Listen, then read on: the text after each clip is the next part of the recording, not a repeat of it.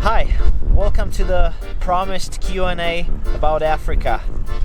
First question, 3 tips for first-time travel in Africa. Get vaccinated, thoroughly check if you need visa, and have no expectations. This way your expectations will be either met or you'll be pleasantly surprised. It's a great life strategy. If you were given a choice of living in Africa, would you? No. In fact, I would never live far away from home. I thought that this life would suit me, but I tried it and I lived 4 months in Argentina and I missed my family and friends very much. There's something about being an expat that makes your life a bit less enjoyable, and I'm fortunate enough to live in a country that is peaceful, economically stable, and the best in the world when it comes to beer. Which reminds me to open one and move on to the next question. Where do you live? I live in Prague, Czech Republic. So do you like making these types of videos or the PP Peter comic satire ones? I love both types of videos, but right at this moment, after 6 months of constant editing of travel stuff, first for TV, then for Red Bull, and now for YouTube, I feel a burnout may be approaching, so I'll finish editing season 2, then I'll have a proper vacation during which everyone will forget about my YouTube channel, then I'll upload season 2 and I'll start making comedy again. It's a constant cycle of getting fed up with one thing and being extremely excited for the other one, which I believe makes me more productive and happy. What was the absolute biggest difference you noticed between Africa and Europe? Most people in Africa are genuinely interested in you, while most people in Europe and very developed places are genuinely not interested in you. What was the reason you wanted to travel across Africa, and why did you decide to film your travels? Well, I chose Africa because I've always been fascinated by the unknown, and Africa offers you a lot of things and places nobody knows about. And I filmed it because I genuinely thought that I'd experience things very few people or nobody ever experienced before, and I wanted to show them to the world. How long were you in Africa? Almost 3 months. What was the worst and the best food you've eaten there? Gracias por la pregunta, boludo. I can't recall the best one, but the worst one was definitely a cookie made entirely out of flies in northern Malawi. It was pure 100% flies, no water, no sugar, no salt added. It tastes like rotten fish and I almost threw up. You can watch the video on my old channel, but don't stay there for a long time. The videos are terrible. I was a horrible filmmaker and editor, and also sort of a cunt. If you're leaving Africa, does it mean you will come back to your old comedy format? Yes, but only after season 2 of the African vlog. I'm psyched to make comedy videos again. I miss it more than you can imagine. Peter, where are we going next? I'm not gonna reveal the countries, but season 2 is overall much better than season 1. The adventures are crazier and more interesting. I filmed them this summer for Slovak Red Bull, and it became the most successful European Red Bull project of 2018 and also the most successful project in the history of Czech and Slovak Red Bull. I filmed it in my native language and also in English, exactly like I filmed the first season for the Slovak national TV. Alright, end of bragging. What does African beer taste most like? I don't want this video to get demonetized, so I'll skip this question. What was something that you will always appreciate more after going on this trip? Being healthy. After literally thinking I'd be dead in a few minutes, having malaric spasms, whole body paralysis, sweating yellow sweat, unable to breathe, I'm thankful every time I realize I survived that and I'm healthy. How big is your dick? It's actually very small, it's very tiny, but when I get aroused it grows like exponentially. I don't know, it seems like an anomaly. The veins are extreme. How do you arrange rides and hotels?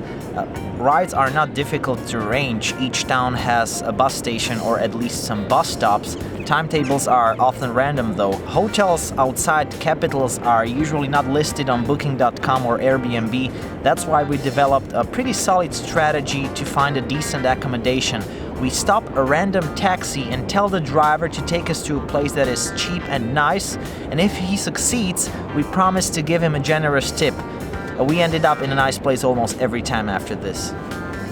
What was the hardest thing you had to get used to after returning home from Africa?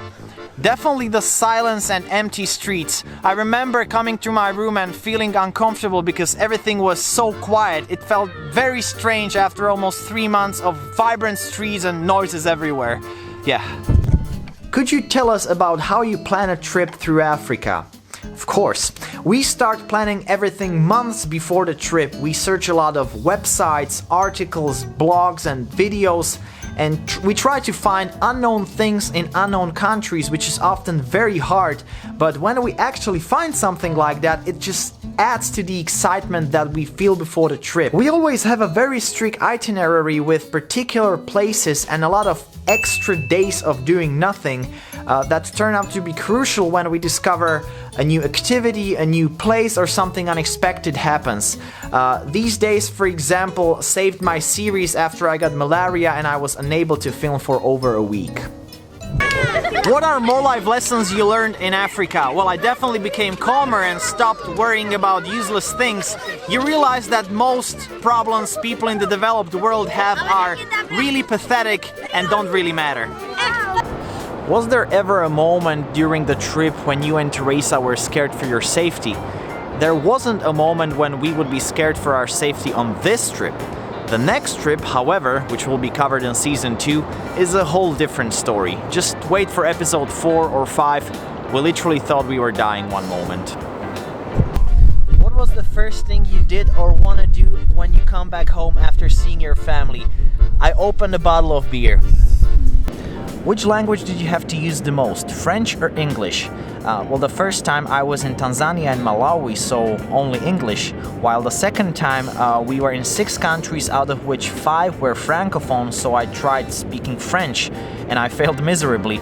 Fortunately, my girlfriend was with me. Her French is on a professional level. She was teaching French before, while I can hardly order a beer. Is there any one item you wish you had brought to Africa? If so, which? Medication that cures malaria. A cost breakdown would be great, like hotel stays and flights. The most requested question. Alright, traveling low cost in Africa is super cheap if you're not in countries like Congo, Gabon or Angola. Those are the exceptions. We rarely pay more than $30 for a hotel room. It's usually less than $20, and we're talking about average hotels, not the cheapest ones. Our hotels usually have mosquito nets and running water.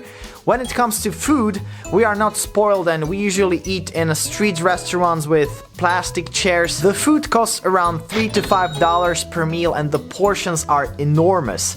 And with transport costs being extremely low, it's really hard to spend more than $25 per day per person.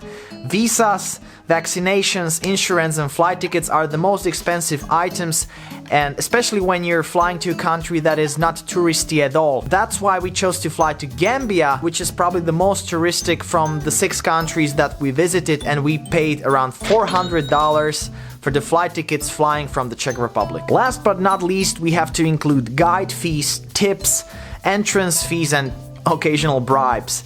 Bear in mind that we try to stay on budget as much as possible. We don't fly often when already in Africa and we move using public transport.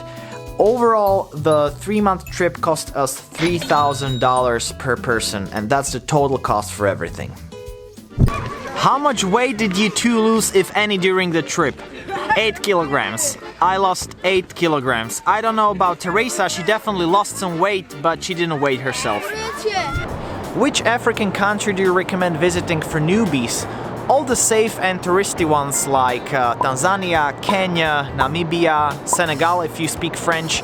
The cultural shock is pretty strong when you come to Africa for the first time, so I wouldn't recommend the less touristy places if you're not used to how things work there.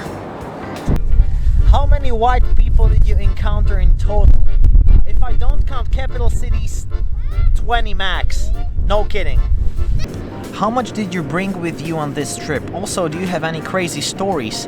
I carried 4 t-shirts, 2 long sleeve t-shirts, 2 pairs of pants, 7 pairs of socks with 7 pairs of underwear. I have a lot of crazy stories, most of them available in my book, which will be translated to English when I get more international subscribers. By the way, the book is the best. Next time you go to Africa, can you visit my country, Niger? Man, seriously, hit me up. Hit me up, please. Write to me on Instagram. Niger is in my top 10 places I want to visit. Do you feel this trip changed you as a filmmaker?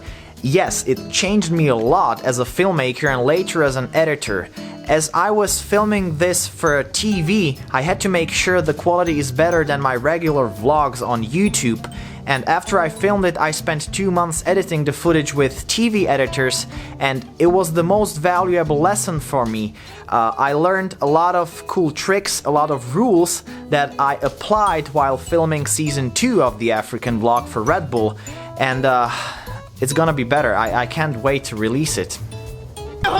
Could you please share the Twitter, Instagram, or whatever social media your girlfriend is using? This is her Instagram. Recently she told me she would really like to have 10,000 followers on Instagram. Let's make her dream happen. Come to Bhutan, Mr. Peter. Next trip. Man, seriously, hit me up. Write to me on Instagram, please. Why did you go specifically to West Africa? East and Southern Africa are more renowned for its adventures and tourism. Well, that's exactly why. I'm fascinated by countries that are not renowned for its tourism. I can go to those countries when I have family or more responsibilities, but before that I want to explore places that are remote, unknown, and not 100% safe. Shut the fuck up and go back to Europe, racist white man. This is not a question, but I still want to react to this comment because every once in a while I receive a message of this kind, especially when I make fun of something. Listen, my dear friend, it's a joke and I'm being sarcastic. I don't mean it. I say it because comedy is a part of my life and a very important aspect of my videos. But apparently you cannot make fun of anything in Africa because as a white person you're responsible for all the bad things that happened there in the past. My great-grandfather from Slovakia definitely ordered to enslave half of West Africa, therefore I can never be sarcastic there. And if you don't get it, I'm being sarcastic again. That means I don't mean it. It's not what I really think. And I'm going to end this cute Q&A with a quote from my favorite comedian, Ricky Gervais. Idiots treat jokes about bad things with the same fear and loathing as smart people treat the actual bad things. Alright, got it off my chest. Thank you for watching, thanks again for all the support of the series, and I promise that season 2 is gonna be on YouTube soon. Get ready. Take care, guys.